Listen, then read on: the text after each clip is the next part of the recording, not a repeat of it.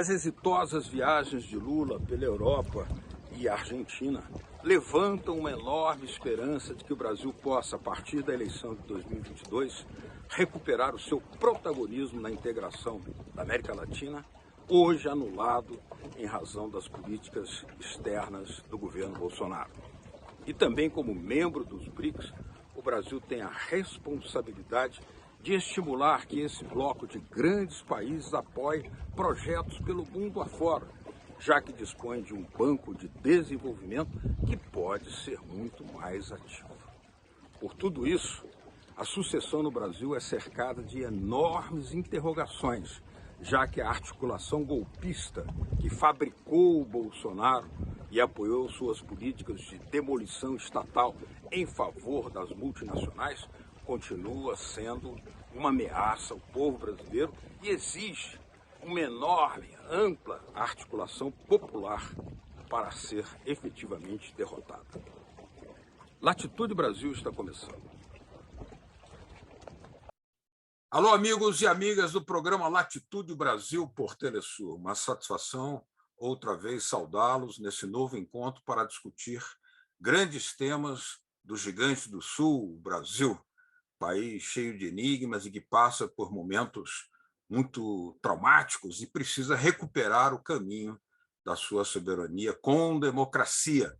Para nos falar sobre a presença do Brasil, que sempre foi bastante atuante, sobretudo até o golpe em 2016, na cena internacional, o Brasil foi muito proativo, muito protagônico, com uma política externa bastante efetiva.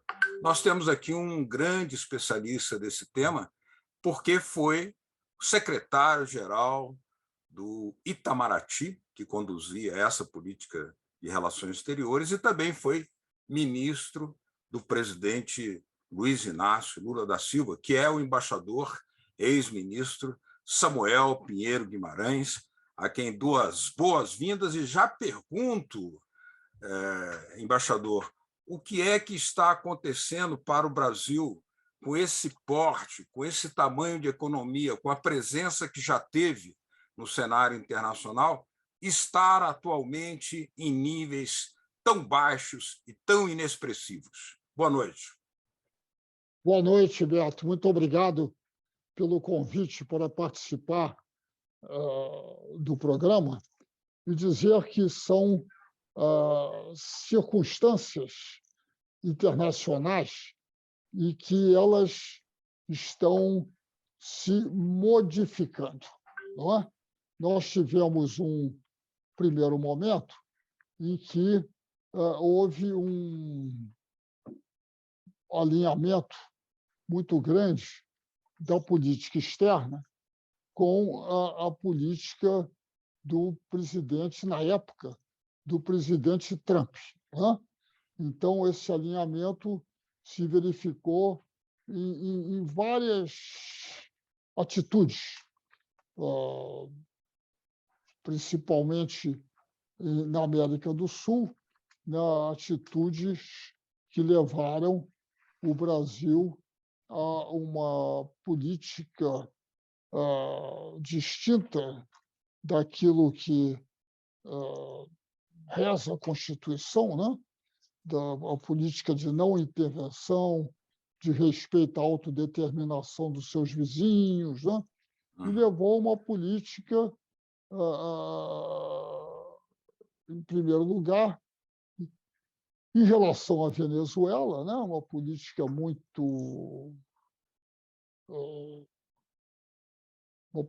muito forte, né? E também em relação à Bolívia, quando houve um golpe na Bolívia, né? E assim por diante, né? E eu acredito que, na medida em que essas posições se modifiquem, né? Haverá uma mudança natural, né? No prestígio do Brasil, né? Eu acho que isso deverá ocorrer, né? Essa é, digamos, a minha primeira impressão. Não sei se você Uhum. quer tocar em outros assuntos mais específicos. Claro, porque nós temos aí uma situação em que, apesar da postura conservadora do presidente Jair Bolsonaro, por exemplo, hostilizando a China, hostilizando a Rússia, hostilizando outros países, até do Mercosul, ele não pôde reduzir as relações, o volume de relações com a China, nem com a Rússia. Ao contrário, elas se ampliaram. O que ocorre para essa contradição se manifestar? Olha, no caso da China, existe um interesse muito grande da China, né? E é preciso lembrar, como disse o general de Gaulle, né? Os estados não têm amigos, têm interesses, né? Uhum. Então, a ideia de fazer uma política a partir de amizades, né? Amizades pessoais ou amizades ideológicas, né? Elas não podem permanecer por muito tempo. Tanto é que houve uma pressão muito grande dos interesses internos, né, em relação à China, para manter abertos os mercados, os mercados chineses para produtos ah, primários brasileiros, especificamente para a soja, né, mas também para outros produtos, né? E isso levou a uma situação em que as exportações permaneceram, né? Talvez um pouco prejudicadas, mas talvez mais até por razões climáticas, né? Houve uma queda da produção agrícola esse ano, né? Por causa da crise hídrica, né? Mas houve um esforço muito grande dos setores ruralistas no Brasil para manter abertos os mercados da China, né? Por outro lado, havia um interesse muito grande na questão da compra de vacinas, né? De vacinas e de equipamentos chineses, né? Para o combate à pandemia, né? De modo que esse conjunto, né? Levou a uma situação, digamos, de ainda que com manifestações verbais e tudo, mas na prática é um pouco diferente, né? Uhum. Uhum. Sem dúvida. Quando o senhor estava à frente do Itamaraty, quando a política externa do Brasil era, como já foi dito, ativa e altiva, nós Sim. tivemos aí fenômenos muito importantes, como a criação da Unasur, do CELAC. Naquela época, o senhor escreveu um livro que foi lido com muito interesse e muito divulgado pelo presidente Hugo Chávez, que se chama 500 anos de periferia. Hoje o Brasil se retirou da CELAC, ou seja, se retirou há 2 anos atrás, e Verdade. rompeu relações com a Venezuela, mas o próprio IPEA, o Instituto Governamental, afirma que o Brasil teve enormes prejuízos econômicos com essa ruptura de relações. Como é que o senhor analisaria essa nova situação dentro daquela visão do livro 500 anos de periferia? Naquele momento daquele livro, justamente se procurava mostrar que a importância do Brasil como um grande estado da periferia, né? O Brasil e outros estados, né? As circunstâncias daquele momento, da saída, por exemplo, da Unasul, refletiram um momento em que os governos da América do Sul, em geral, eram outros, né? Os governos eram outros. O governo da Argentina, por exemplo, era outro, né? O Uhum, governo da Bolívia, momentaneamente, era outro, né? O próprio a situação no Chile era diferente, né? Hoje é um momento ainda creio que ainda não foram decididas as eleições, né? Então há uma mudança, né? É verdade que em outros países, como foi o caso do Uruguai, houve uma mudança na direção contrária, né? Uhum. Na verdade. É Então, verdade. isso levou à saída do Brasil da Unasul e que um grupo de países criasse uma nova entidade chamada Prosul, né? Mas, por outro lado, alguns dos países que tinham entrado para o Prosul também saíram do Prosul, né? De modo que não é, é uma coisa muito e que vai variando, né? De Uhum. acordo com a situação dos estados na América do Sul, né? Uhum. Então, por exemplo, se o resultado das eleições do Chile for numa direção, é uma coisa. Se for noutra, é outra, né? Uhum. É outra, não é verdade?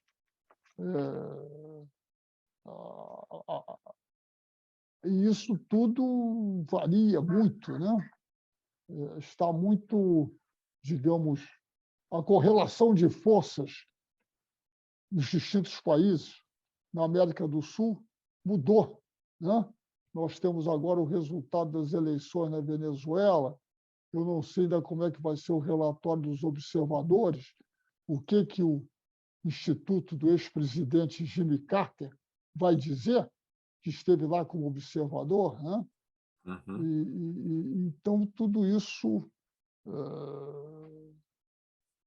varia muito, né? E eu acho que vai depender. Então, a posição do Brasil, eu creio, e que na medida em que o Brasil tem uma atitude, digamos, como você mencionou, altiva e ativa, e eu adicionaria uma palavra, e prudente. Prudente. Prudente, é prudente, não é? Porque nós estamos, por outro lado, dentro de uma campanha eleitoral no Brasil, né? Já a campanha eleitoral já começou, né? Quer dizer, os pré-candidatos já dão declarações, anunciam seus, como foi o ex-ministro Moro, né? Já anunciou o nome do seu ministro da Economia, né? O Afonso Pastore, né? E assim por diante. E, Um neoliberal. então, que é um liberal, digamos, muito ortodoxo, né? Totalmente. Então, na medida em que, digamos, esse que nessa campanha, né, a parte internacional é muito importante, né? Assim como a parte nacional também. Então, eu acho que as declarações sobre temas internacionais podem ser muito exploradas, como recentemente foi uma declaração sobre fora de contexto, é verdade, né? Uhum. Fora de contexto, mas as coisas são feitas fora de contexto. Pô. Ninguém vai ficar procurando contexto aqui, né? Se tu Uhum. tira do contexto para justamente utilizar. Então, a comparação que foi feita em relação à chanceler Merkel, né? Aí, imediatamente, se fez a comparação, tirou fora do contexto, aí já. Então, eu acho que isso tudo influenciará muito.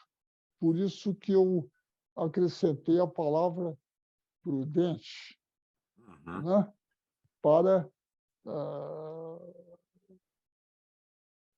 evitar que essas declarações possam vir a ser interpretadas.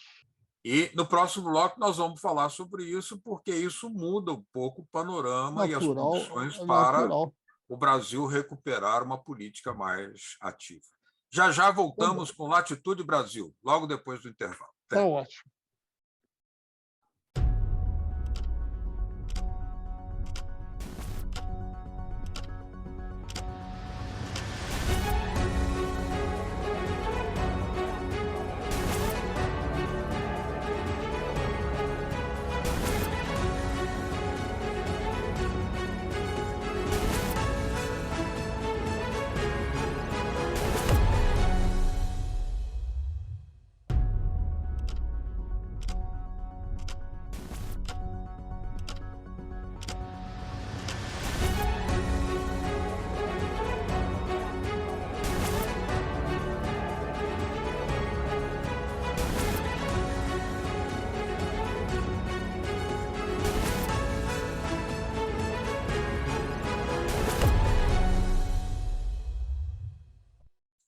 Latitude Brasil está de volta, hoje conversando com um ex-ministro do governo Lula e ex-secretário-geral do Itamaraty, o embaixador Samuel Pinheiro Guimarães, autor do livro 500 anos de periferia, que foi muito divulgado pelo ex-presidente Chaves.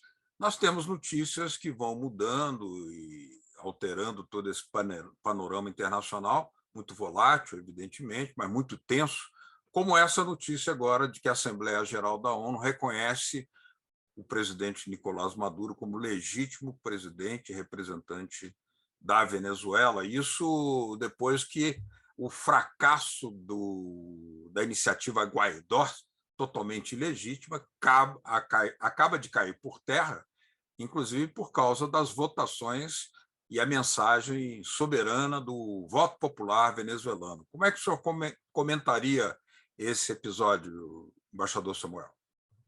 Olha, é muito importante porque, de uma certa forma, ele fortalece, de certa forma não, ele fortalece a posição da Venezuela, do governo da Venezuela atual, ao ser reconhecido pela Assembleia Geral como o governo legítimo da Venezuela, diante de todos os estados da região.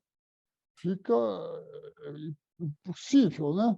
Digamos, fica impossível, não, mas fica cada vez mais difícil ter relações com o governo Guaidó, o antigo governo Guaidó, que aparentemente se dissolveu, né?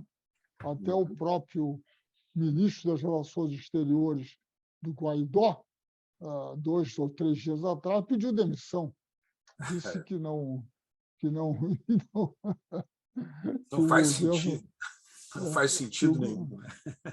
que o governo não faz mais sentido, né?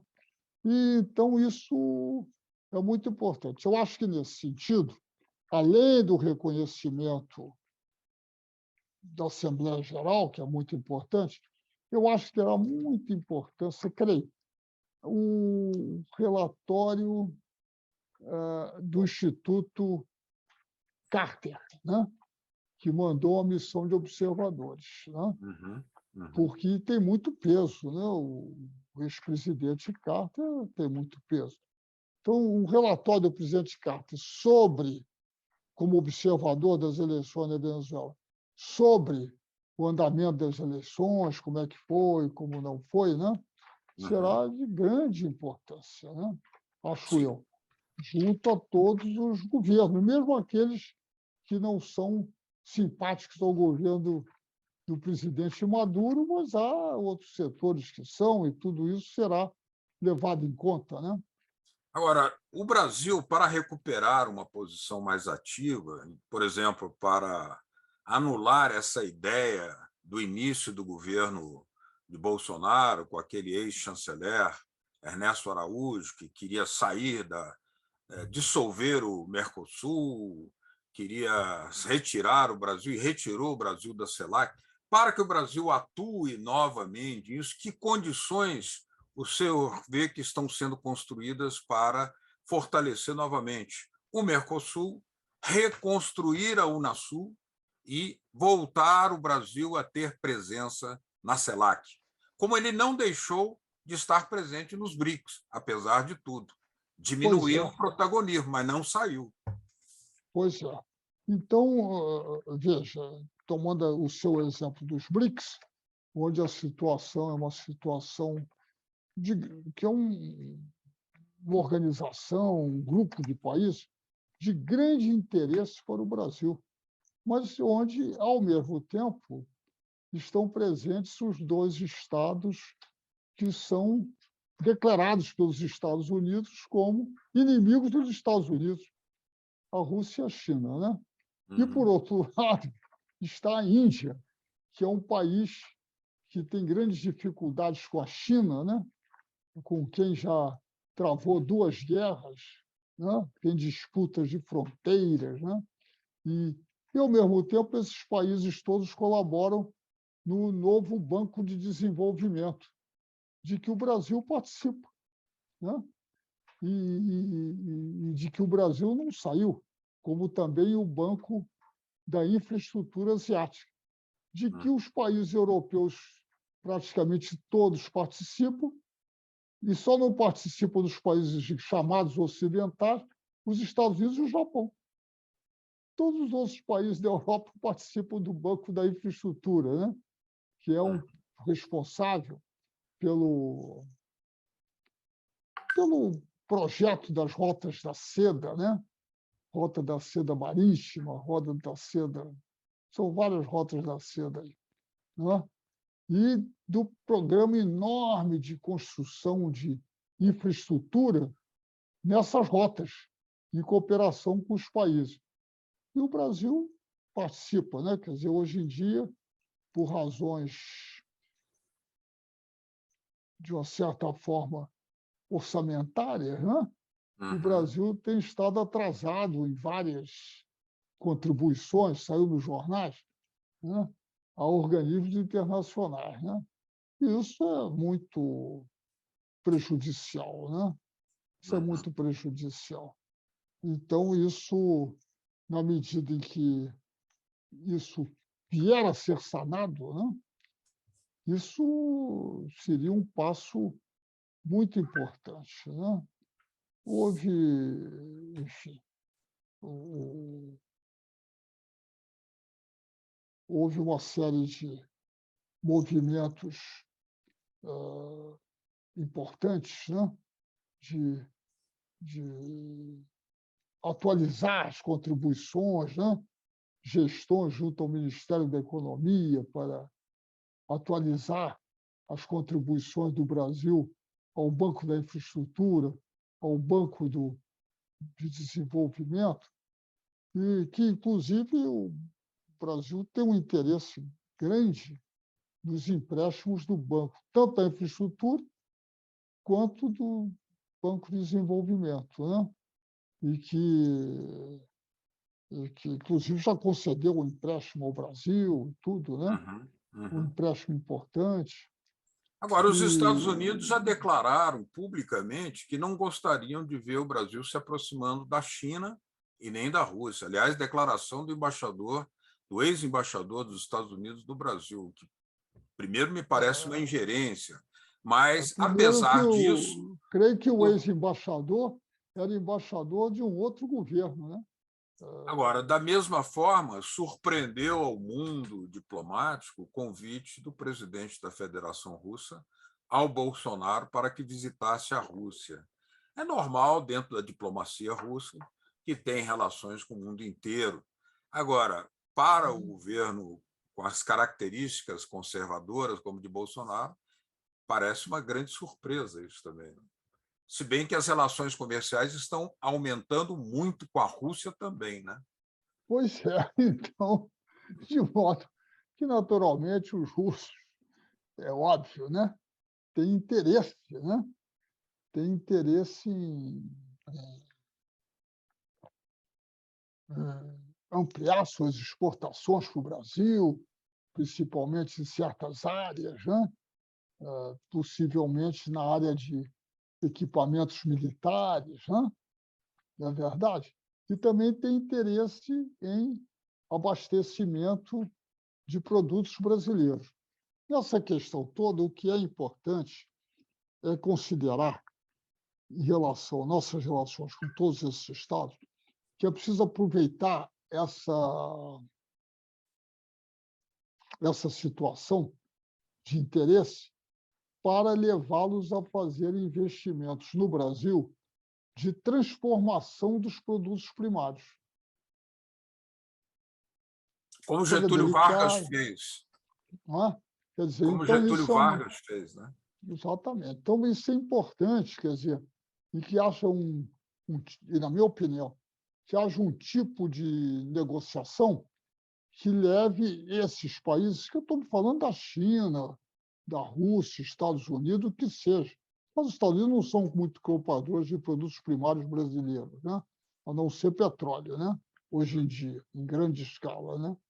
Mas que invistam no Brasil para transformar esses produtos primários em produtos manufaturados, mais avançados, né? Naturalmente que tem maior valor, né? Digamos, a diversificação da pauta de exportações, hoje em dia muito concentrada, né? Muito concentrada em produtos primários, né? Muito concentrada, né? Uhum. E produtos industriais de baixa tecnologia. Então, é muito importante um esforço nesse sentido. Isso não é impossível de forma alguma, é uma questão de, digamos, de entendimento, né? Bom, embaixador Samuel Pinheiro Guimarães, eu te agradeço muito por essa entrevista aqui ao programa Latitude Brasil, da Telesur. Foi um grande prazer tê-lo aqui, o senhor que já esteve na Secretaria-Geral do Itamaraty durante o governo Lula e também foi ministro de Assuntos Estratégicos do próprio governo Lula e um grande analista da cena internacional com seus livros tão respeitados por aí afora. Muito obrigado pela essa entrevista. Até a próxima. Muito obrigado, Beto, pela oportunidade aí dessa entrevista. Muito obrigado a você e a todos.